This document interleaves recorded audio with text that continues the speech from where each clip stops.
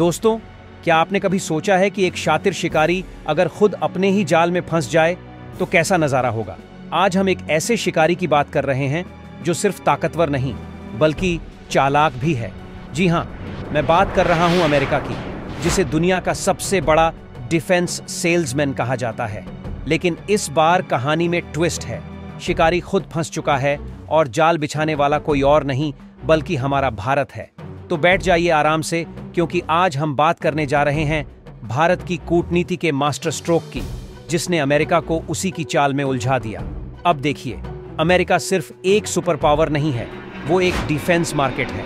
वहाँ मिसाइलें बिकती हैं, फाइटर जेट्स बिकते हैं, और मजे की बात यह है कि अमेरिका न सिर्फ हथियार बेचता है बल्कि उन पर रिमोट कंट्रोल भी रखता है। जी हाँ, किल स्विच स्ट्रैटेजी। इसका मतलब यह है कि हथियार तो आपके हो जाएंगे, लेकिन उनकी चाबी वो अमेरिका के पास रहेगी। जैसे कि आप फेरारी खरीदें, लेकिन गाड़ी का स्टार्ट बटन डीलर के फोन पर हो, और अगर आप उनके खिलाफ कुछ करेंगे तो बधाई हो, अब आपके पास दुनिया का सबसे महंगा शो पीस है।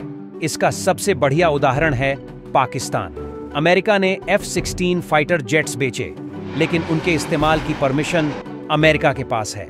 कब उड़ाना है, कहां उड़ाना है, सब कुछ अमेरिका तय करता है। और अगर पाकिस्तान ने कुछ एक्स्ट्रा एडवेंचरस करने की कोशिश की तो अमेरिका सॉफ्टवेयर अपडेट रोक देगा और फाइटर जेट्स बेकार हो जाएंगे। लेकिन दोस्तों, भारत वो खिलाड़ी है जो किसी के रिमोट कंट्रोल से नहीं चलता। अमेरिका ने जब भारत को F-16 जेट्स ऑफर किए, भारत ने कहा, भाई इतनी महंगी गाड़ी और चाबी तुम्हारे पास? No thank you. और फिर भारत ने सीधे रुख किया अपने पुराने दोस्त रूस की तरफ और S-400 मिसाइल डिफेंस सिस्टम खरीद लिया। अमेरिका ने खूब कहा, ये मत करो, रूस से दूर रहो, लेकिन भारत ने साफ साफ कहा, भाई हमारी सुरक्षा हमारी प्राथमिकता है। तुम चाहो तो अपना सॉफ्टवेयर अपडेट रोक सकते हो, लेकिन हम अपनी डील नहीं रोकेंगे।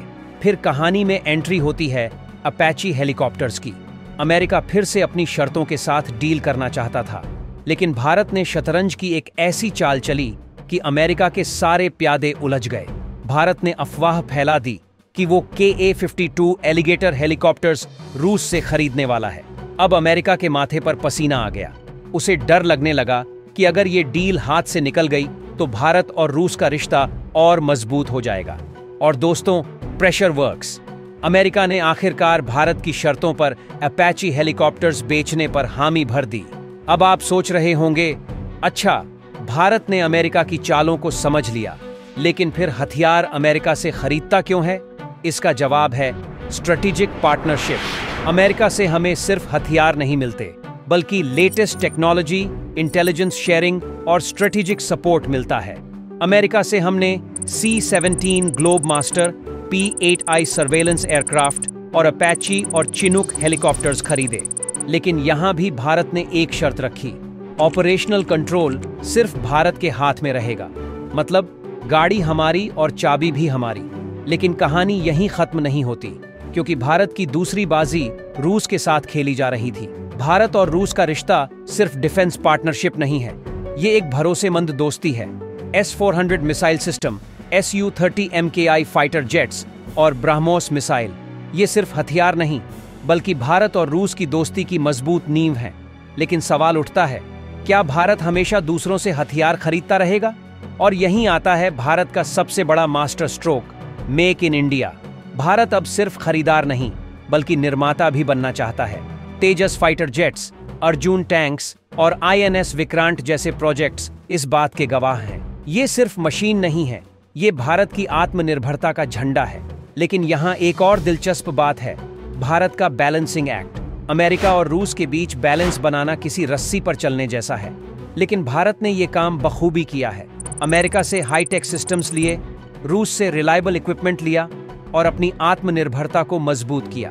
भारत का संदेश साफ है, हम तुम्हारे हथियार खरीदेंगे, लेकिन अपनी शर्तों पर। ऑपरेशनल कंट्रोल हमारा रहेगा, हमारी सुरक्षा हमारी प्राथमिकता है। आने वाले समय में भारत सिर्फ आत्मनिर्भर नहीं बल्कि ग्लोबल डिफेंस एक्सपोर्टर भी बनना चाहता है। भारत का सपना है कि वो सिर्फ हथियार खरीदे नहीं बल्कि दुनिया को हथियार बेचे। लेकिन दोस्तों, ये सफर सिर्फ सरकार या सेना का नहीं है, ये हम सबकी जिम्मेदारी है।